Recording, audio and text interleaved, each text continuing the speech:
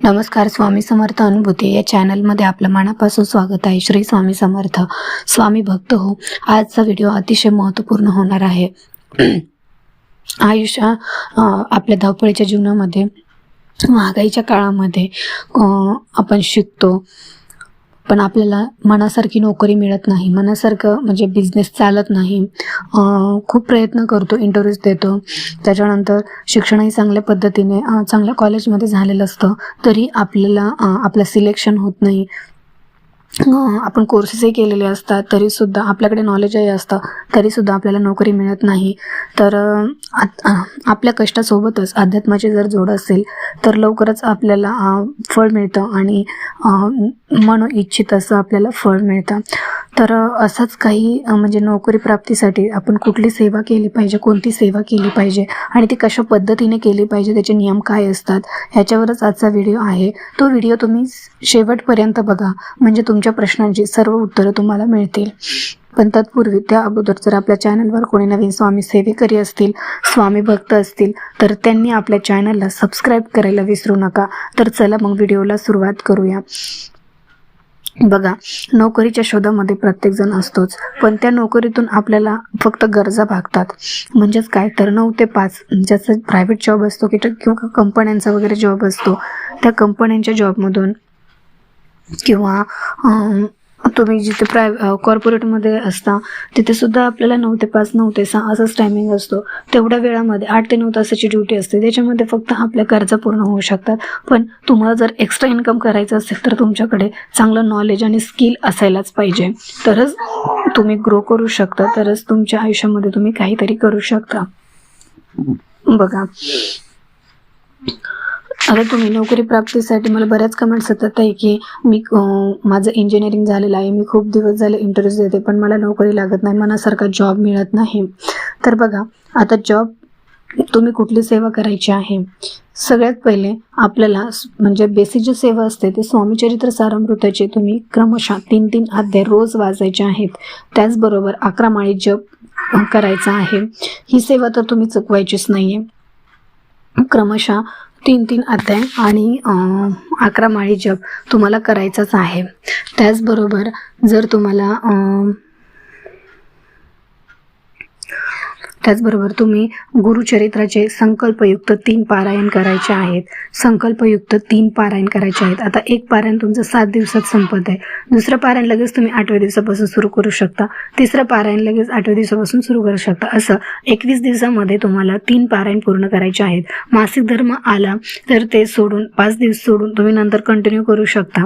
म्हणजे जर तुमची डेट तुम्हाला माहिती असते की बाबा ह्या तारखेला तुम्हाला डेट येणार आहे, तर त्या दिवसामध्ये तुम्ही कुठली सेवा करू नका. कारण तुम्ही संकल्प करणार आणि मध्येच तुमचा जर मासिक धर्म आला तर ती सेवा संकल्पित होत नाही, परत तुम्हाला पहिल्यापासून ती सेवा सुरू करावी लागते. त्याच्यामुळे तुम्ही तुमच्या मासिक धर्माची जी तारीख आहे ती तुम्हाला माहिती असेल तर ती स्किप करून तुम्ही नंतर सेवेला लागा. आता तिसरी सेवा म्हणजे नवग्रह स्तोत्र तुम्हाला बोलायचं आहे. चौथी सेवा म्हणजे कालभैरवाष्टक स्तोत्र तुम्हाला म्हणायचं आहे. त्याच्याचबरोबर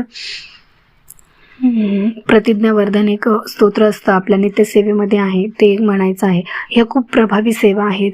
2 तर सेवा तुम्हाला करायच्या म्हणजे करायच्याच आहेत. एक स्वामीचरित्र सारामृताचे क्रमशः 3 अध्याय आणि 11 माळी जप स्वामींचं नामस्मरण करायचं आहे आणि 3 गुरुचरित्राचे पारायण तुम्हाला करायचे आहेत. ह्या सेवा अतिशय प्रभावशाली आहेत. ही सेवा केल्याच्या नंतर तुम्हाला तुमची मनासारखी नोकरी मिळाल्याशिवाय राहत नाही. आता बघा, तुम्ही म्हणाल की संकल्प सगळ्याच गोष्टींना सोडायचा का, तर तुम्ही जेव्हा स्वामीचरित्र सारामृताच्या 3-3 अध्याय आणि 11 माळी जप करणार आहात त्यावेळेस तुम्ही स्वामींना प्रार्थना करायची की स्वामी समर्थ महाराजा, माझ्या आयुष्यामधली सगळी संकट दूर होऊ द्याच, पण मला माझ्या मनासारखी नोकरी मिळू द्या, मनासारखा जॉब मिळू द्या, योग्य ठिकाणी मिळू द्या, अशी प्रार्थना तुम्ही करायची आहे.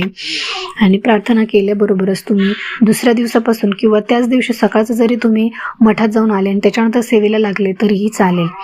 आणि जेव्हा तुम्ही गुरुचरित्राचं पारायण करणार आहात तेव्हा सुद्धा संकल्प सोडायचाच आहे. 3 गुरुचरित्राचे पारायण करण्याच्या अगोदर तुम्ही स्वतःचा संकल्प कसा सोडायचा असतो बघा. तुम्ही हातामध्ये पाणी घ्यायचं, फूल घ्यायचं, गंध अक्षता टाकायच्या आणि स्वामींना प्रार्थना करायची. तुमचं नाव सांगायचं, गोत्र सांगायचं, गोत्र माहीत नसेल तर कश्यप गोत्र म्हणायचं आणि त्याच्यानंतर स्वामींना विनवणी करायची की स्वामी महाराजा, मला माझ्या मनासारखी नोकरी मिळू द्या, जॉब मिळू द्या, जिथे योग्य आणि माझ्यासाठी जे चांगलं आहे तिथे मला जॉब मिळू द्या, चांगलं पॅकेज मिळू द्या, अशी प्रार्थना स्वामींना करायची आणि 3 गुरुचरित्राचे पारायण करायचे. आता तुम्ही म्हणाल की प्रत्येक पारायणाला एक पारायण झालं की परत संकल्प सोडायचा का? तर तसं नाही.